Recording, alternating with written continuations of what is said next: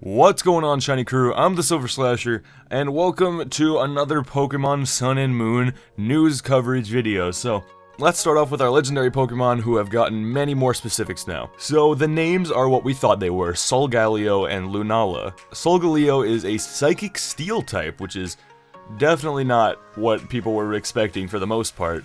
I know a lot of people thought he'd have to do with fire, which definitely makes sense because of the sun, but nope, Psychic Steel. He is called, unbelievably, the Sun Pokemon. Way to be creative, guys. And he has the ability Full Metal Body, which is a brand new ability that is just Clear Body with a different name.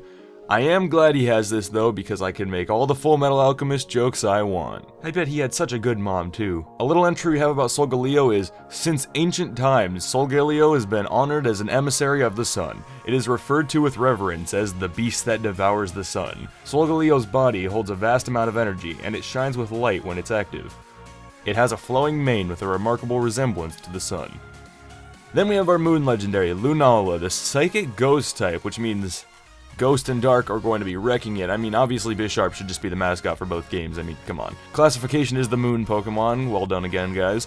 And his ability is Shadow Shield, which is a fancy way of saying multi-scale, which is fine by me. I'm not a huge fan that they're just reusing abilities, but they are giving him cooler names and names that make a lot more sense, so I'm good with it overall. Lunala's little entry reads, since ancient times, Lunala has been honored as an emissary of the moon. It is referred to with reverence as the beast that calls the moon. Lunala is constantly absorbing light and converting it to energy. With its wings spread to absorb the surrounding light and glittering like a crescent moon, it resembles a beautiful night sky. We did learn a little tiny bit more about their signature moves as well. Solga Leo's known as Sun Steel Strike, which I can assume is a steel type move, and Moongeist Beam for Lunala, which I assume is a ghost type move. The reason I think this is Moongeist Beam's Japanese name is Shadow Ray, so it obviously makes sense for it to be ghost. And then, Sun Steel Strike has steel in its name, and if they were these types, they would each be the types of the secondary types of the legendary, so it just makes sense. Both of these moves ignore the effects of the opponent's abilities.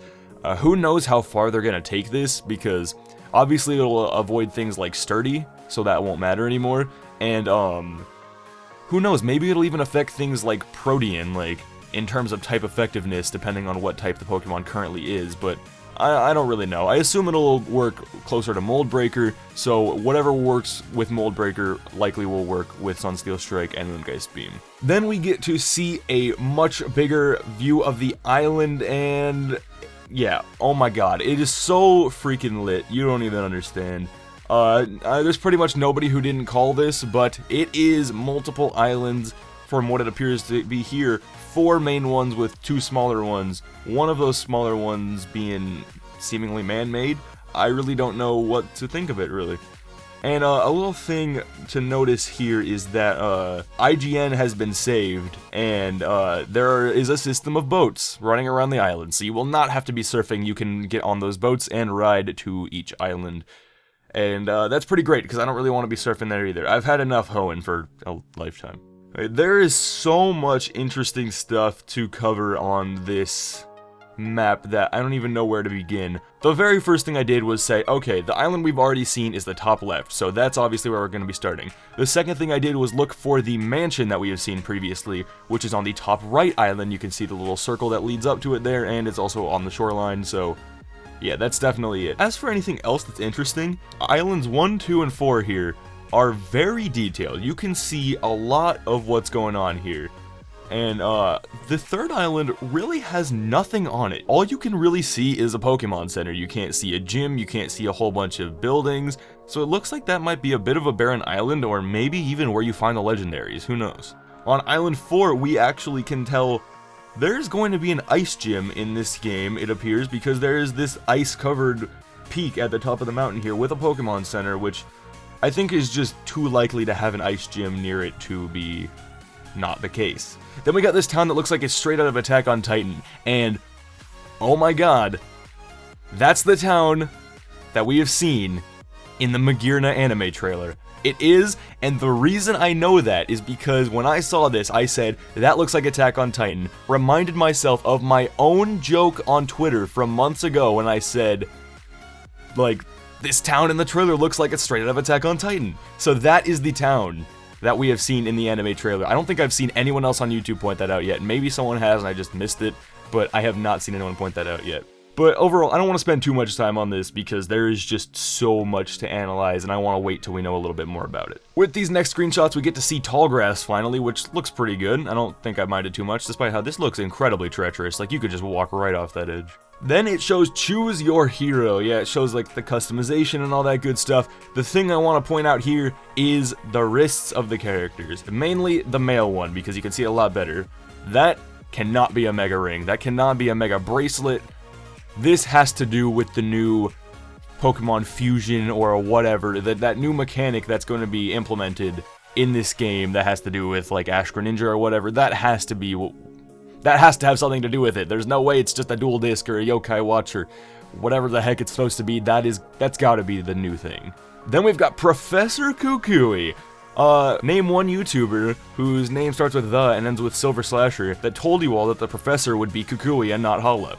Like I've said before, Hala could be like a retired professor or a professor from another region, Kukui's dad, I don't know, but the professor, at the very least, is Kakui. Then we get to see Lily, which is some sort of little assistant, and the first thing I immediately thought about her was she doesn't look like someone who really wants to battle, so I don't think she's really going to be a rival. I do think you'll probably end up fighting her maybe once or twice, and that is because the fact that it calls her mysterious and just like the look of her face or whatever, she looks like she's gonna have something to do with the plot in a heavy way. And call me crazy, I think she's gonna be working for the evil team, or maybe like the daughter of the evil team leader or something like that. I think she's up to no good, basically. I do think by the end of the game she'll probably turn to the good side, but we'll just have to see. Then we see our rival How, and some people are getting angry. They're starting to say I hesitate to call this a rival because he's so happy-go-lucky, but I don't feel like a rival needs to be serious. It would be nice to have another serious rival that's not like, oh, my Purloin. Like,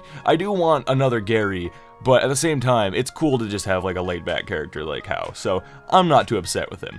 What I am a little upset about and concerned about is the way he talks, and Kakui reminded me of this too. It seems like everyone in this game talks in slang, and that makes sense, but I don't want that to be the case because that is going to get so obnoxious to read, just saying.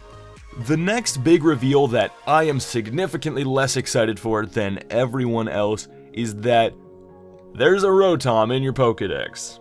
Okay, the concept, funny. Cute, great, I don't mind at all. Why does he speak to you? Why does he speak to you? I don't want the anime to carry over into the games any more than it has already, and I'm sorry if you disagree, but I don't want Pokemon talking, and the only saving grace of this, in my opinion, is that there is a character in, I think, the Devoncourt building who says they're working on a device to let people communicate with Pokemon, so maybe that's this special Pokedex that Rotom can inhabit to help you speak to Pokemon? I don't know, it's just an interesting little theory. And that ends the trailer. However, the Japanese Pokemon channel did upload 8 little tiny like 10 to 20 second clips of things from Sun and Moon. Most of them are pretty unnecessary and just like videos of the legendaries doing their thing, but we get to see the inside of some cool buildings, including what seems to be like a cafeteria or something with some ladles and stuff on the side. And we get to see a cool little fish tank. But you get to see How's rival like battle opening animation, and we get to see a little thing about Lily, but it's all in Japanese, so I don't know what the heck it says. Anyway, that's going to be it for this, guys. If you enjoyed, be sure to slash that like button down below and let me know if you want more Sun and Moon coverage down below in the comments. If you're all really dying to see more trailer analyses, then maybe I'll consider doing it, but I prefer doing these quicker ones so much more, even though this did end up being a little longer than I wanted it to. Anyway, this has been the TheSilverSlasher Wade Silver, and I'll see you all in the next video. Peace out.